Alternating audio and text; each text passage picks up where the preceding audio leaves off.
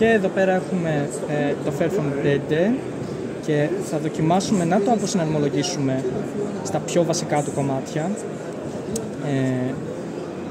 για να δούμε πόσο εύκολο είναι.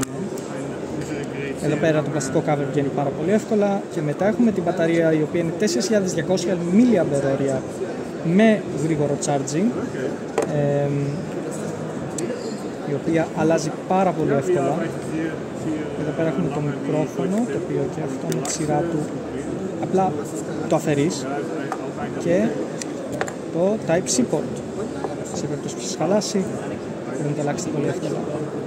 Και μετά από εδώ πέρα βγάζουμε το camera module και έχουμε όλες τις κάμερες οι οποίες μία προς μία μπορούν να αφαιρεθούν.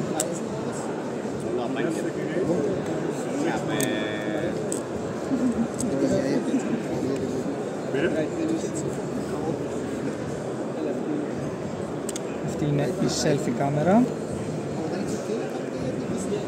και last but not least η οθόνη αφαιρείται εξαιρετικά εύκολα και ναι, μόλις αποσυναρμολογήσαμε ολόκληρη τη συσκευή.